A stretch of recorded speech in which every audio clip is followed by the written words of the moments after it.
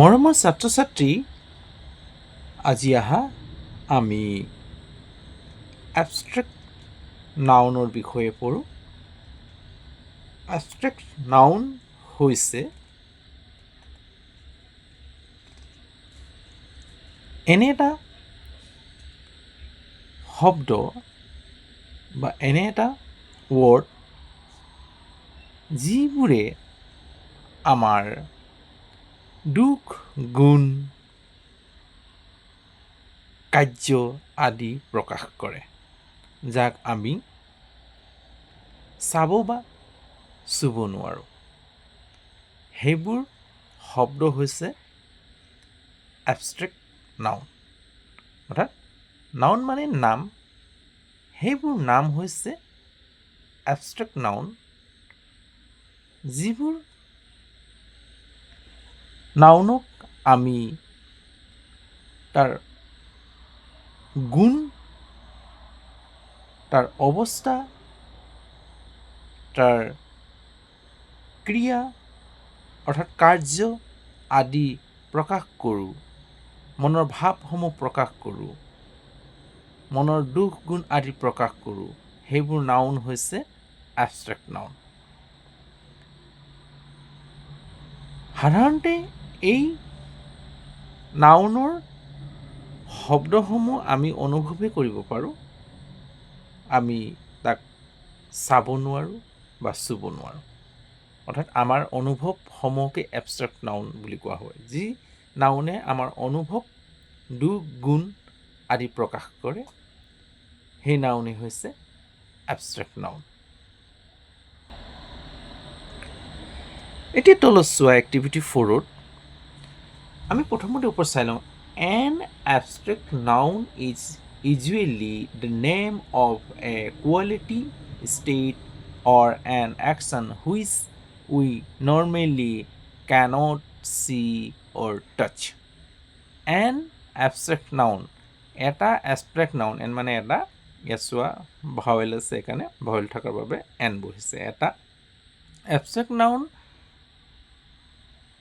এ আৰু এন একে, A N D, এইটোৱে এটাকে বুজায়, কিন্তু ইয়াত এক আৰ্টিকুল বুলিও কয়। অৰ্থাৎ যেতিয়া নাউন ভাৱেল থাকে, ভাৱেলৰ আগত সদায় এটা বুজাবলৈ এন ব্যৱহাৰ কৰা হয়। এন এবষ্ট্ৰেক্ট নাউন, এটা এবষ্ট্ৰেক্ট নাউন ইউজুৱেলি সচৰাচৰ দ্য নেম, এটা নাম হয়, অফ এ কোৱালিটি, এটা গুণৰ নাম হয়, ষ্টেট এটা অৱস্থাৰ নাম হয়, অৰ এন একশ্যন এটা ক্ৰিয়াৰ নাম হয়, হুইচ যিটোক উই আমি নৰ্মেলি সাধাৰণতে কেনট নোৱাৰোঁ চাবলৈ, অৰ অথবা বা টাচ চুবলৈ। আমি এবষ্ট্ৰেক্ট নাউনৰ শব্দসমূহ চাব বা চুব নোৱাৰোঁ। হ'ল সেই নাউন, যি নাউনৰ শব্দসমূহ যি নাউনক আমি চুব নোৱাৰোঁ, চাব নোৱাৰোঁ, অনুভৱেই কৰিব পাৰোঁ।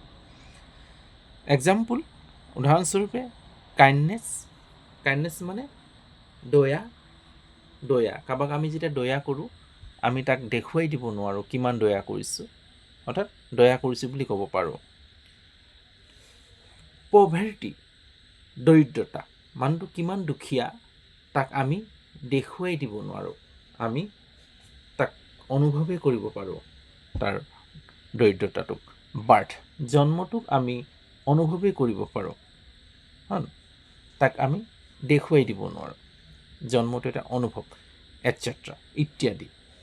হ'ল এইটো হৈছে, ইয়াত কি দিছে? কাইণ্ডনেছটোৱে কি বুজাইছে? কোৱালিটি বুজাইছে, গুণ। পভাৰ্টিয়ে তাৰ অৱস্থাটো বুজাইছে। বাৰ্থটোৱে একশ্যন বুজাইছে, অৰ্থাৎ জন্ম দিয়া এটা ক্ৰিয়া। এতিয়া 4 নম্বৰ এক্টিভিটি চোৱা। এক্টিভিটি 4ত মেথছ 1ত match the abstract nouns with the adjectives given বিলো।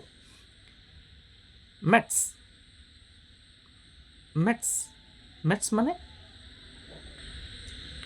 লগ লগোৱা বা সংযোগ কৰা। দ্য এবষ্ট্ৰেক্ট নাউনৰ সৈতে দ্য এডজেক্টিভ হৈছে বিশেষণ। অৰ্থাৎ বিশেষণৰ সৈতে এবষ্ট্ৰেক্ট নাউনৰ কি কৰা সংযোগ কৰা অৰ্থাৎ সজোৱা গিভেন দিয়া হৈছে বিলো তলত দিয়া হৈছে আমি তলত এবষ্ট্ৰেক্ট নাউন আৰু এডজেক্টিভক লগাব লাগে মিলাব লাগে মেথছ মানে মিলাব দিছে এবষ্ট্ৰেক্ট নাউনছ আৰু এডজেক্টিভ হৈছে এনে এটা শব্দ যি শব্দই অৰ্থাৎ এডজেক্টিভে সদায় বিশেষ্য আৰু সৰ্বনাম পদৰ অৰ্থাৎ সৰ্বনাম শব্দৰ দুখ গুণ আদি প্ৰকাশ কৰে হ'লে এইটো এটা এডজেক্টিভ যাক আমি বিশেষণ বুলি কওঁ অসমীয়াত এতিয়া চোৱা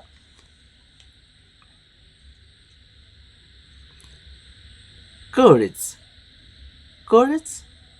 নাউন হয় নাউন courageৰ শব্দ অৰ্থটো হ'ব অসমীয়াত সাহস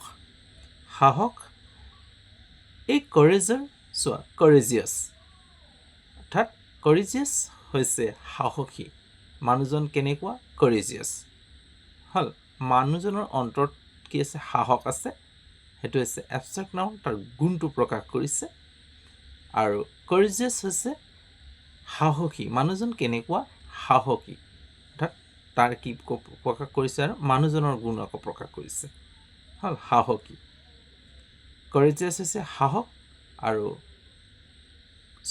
courage হৈছে সাহস আৰু courageous হৈছে সাহসী anger হৈছে খং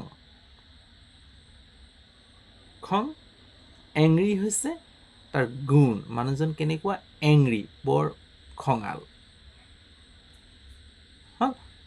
goodness হৈছে সাধুতা হিষ্টতা আৰু good হৈছে ভাল ল'ৰাজন কেনেকুৱা গুডটো হৈছে তাৰ গুণ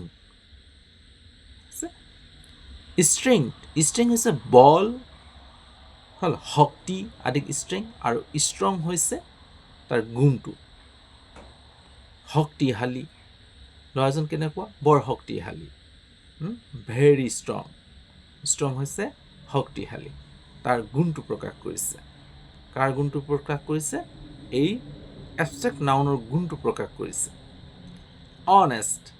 অনেষ্ট হৈছে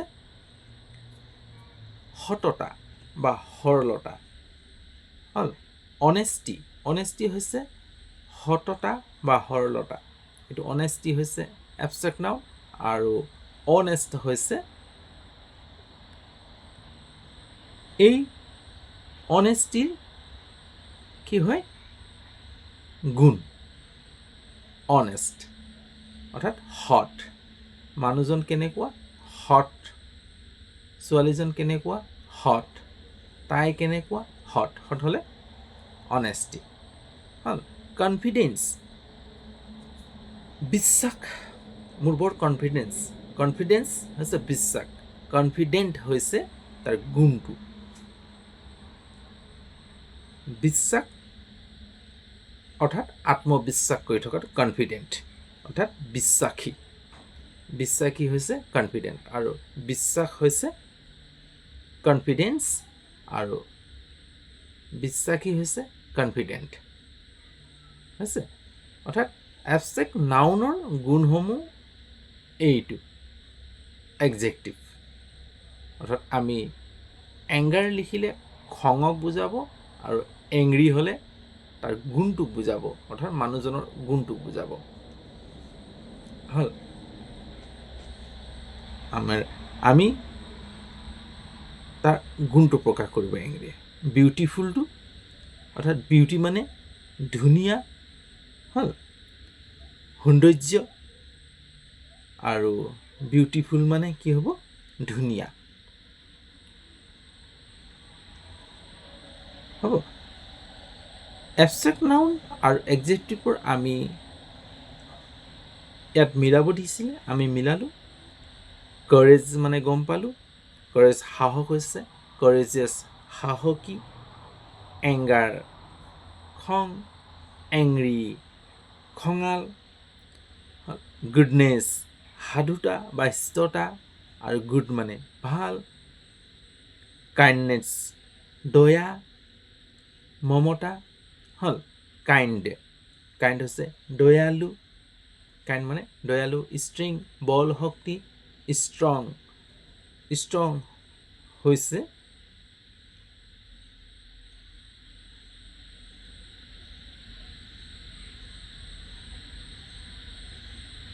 বলৱান, হ'ল বিউটি সৌন্দৰ্য, হ'ল বিউটিফুল ধুনীয়া। কনফিডেন্স, কনফিডেন্স বিশ্বাস আৰু কনফিডেণ্ট বিশ্বাসী।